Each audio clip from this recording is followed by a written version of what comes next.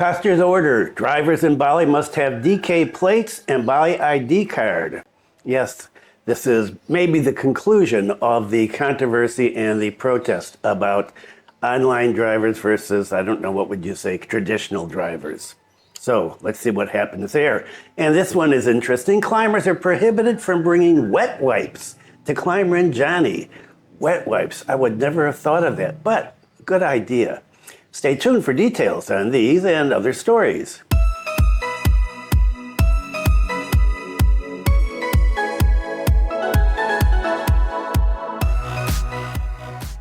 Selamat siang. Welcome to the latest news from Bali in Indonesia. This is March 14th, 2025, and my name is Bruce. And what is the weather like today? It is another steamy day at 11 o'clock in the morning, and it is 30.4 degrees Celsius. The humidity, 77%, and the wind speed is a little stiffer today. It is 9.4 kilometers per hour, and that cools off this house a little bit out in the balcony. It's kind of nice to sit out there. Inside this room, it is hot, hot, hot. No rain though, and we didn't have rain yesterday. Looked like we were going to have rain. We got a lot of lightning way out in the distance, but did not rain. And so, no reports of extreme weather around the island, so that's good news. And I hope wherever you are, the weather is pleasant. Okay, a lot of stuff to do today. It is Friday, and well, some big changes coming in my life this weekend, and talk about that next week. And there is a viral video going out of a diver in Nusa Penida who ran into an encounter with a great white, and he filmed it, and wow, it's pretty scary.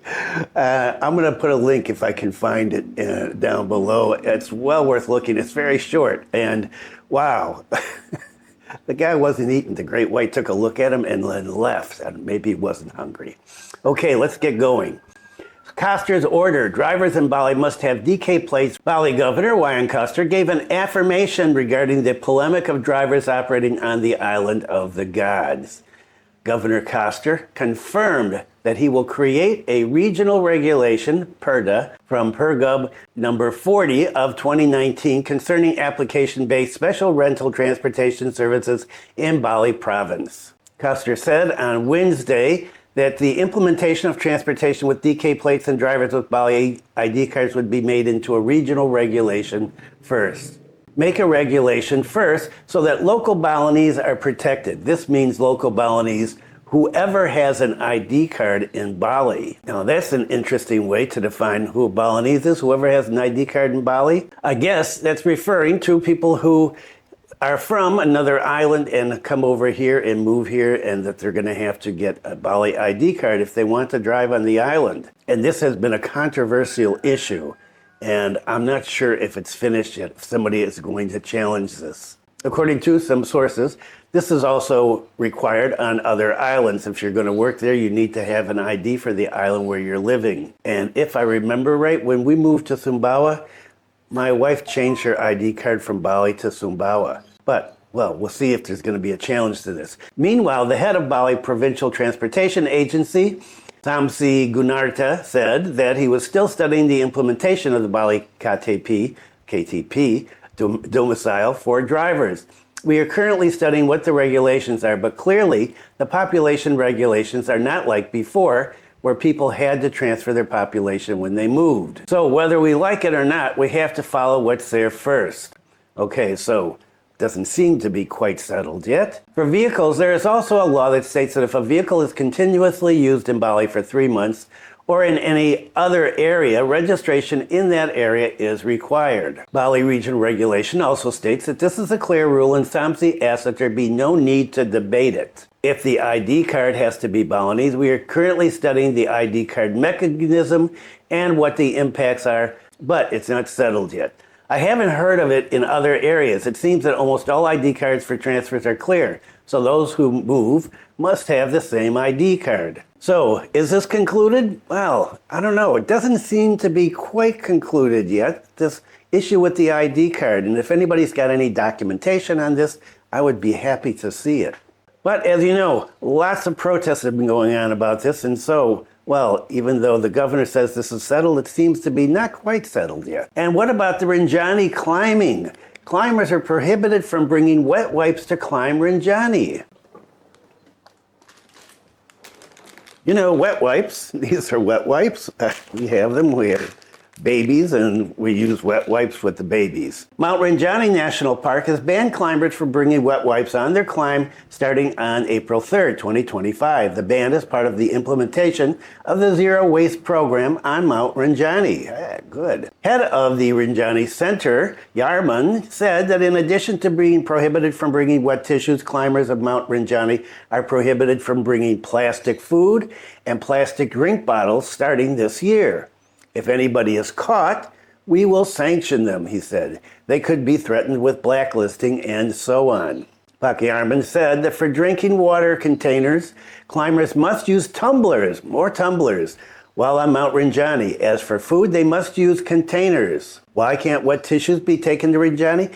It will take a long time to decompose if you throw it away in Rinjani. And if it's dry, it flies everywhere. And that's true. When these things dry out, wow, they become very light, very, very light. And, well, just like a tissue, I guess people have been using wet wipes on Rinjani, and so it's been an issue.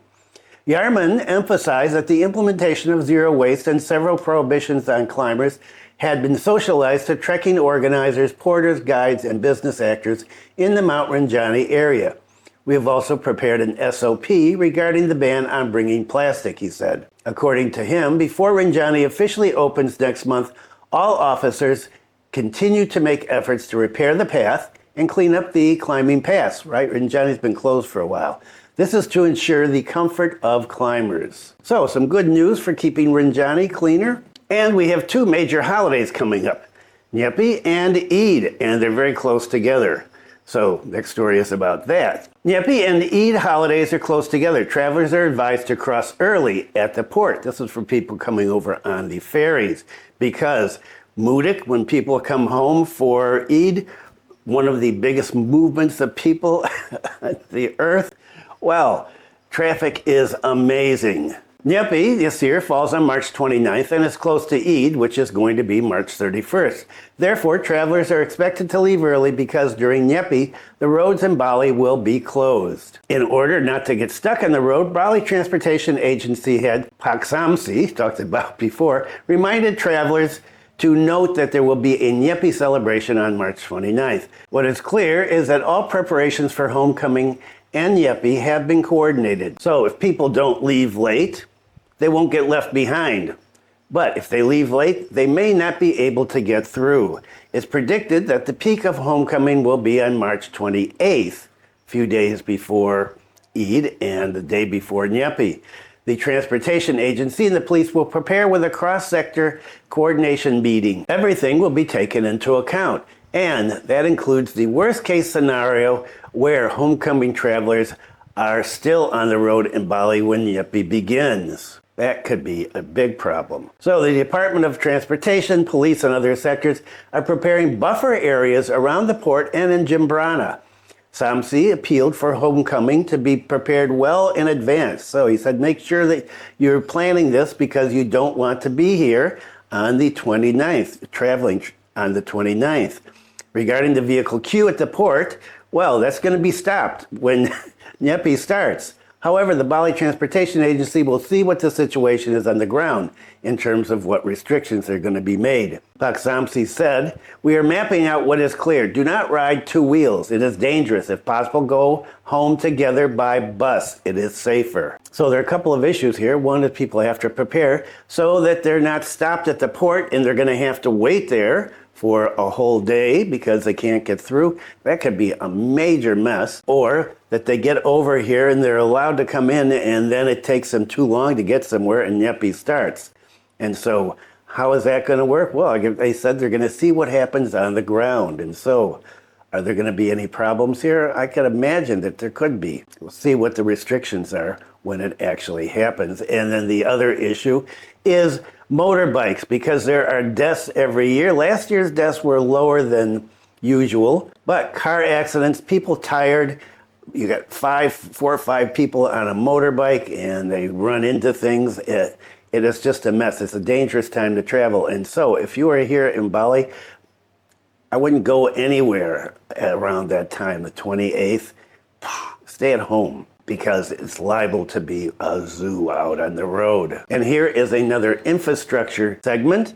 Broken sidewalks, slum tourist area. Oh, I love these headlines. And where is that? Where else? In Ubud. Yes, we have slum areas everywhere in Bali.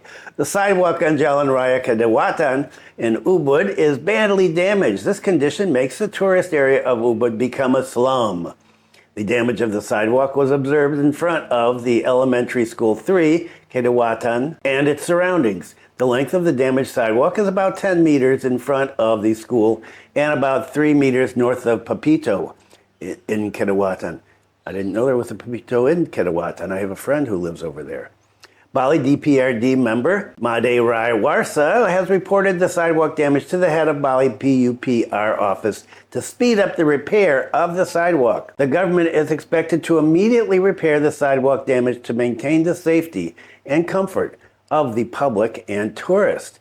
Not only the sidewalk, the condition of the road is also concerning. There are cracks and holes in several points. Jalan Kedewatan, Payangan, is a provincial road that's one of the main access roads to the Ubud tourist area when you're coming down from Kintamani, for example. The damage to the sidewalk has an impact on the safety and comfort of tourists.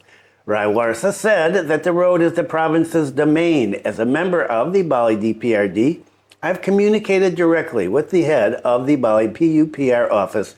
Hopefully it will be done quickly. And, well, maybe they will get it done quickly. As you know, if you've watched previous videos, a lot of this infrastructure repair, road work, sidewalk work takes a long time. Sometimes people have been reporting them for years before they're fixed. Okay, that is it for today.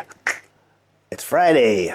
Thanks for viewing. Be kind to someone today. Take care, and I will see you next time. Have a great weekend.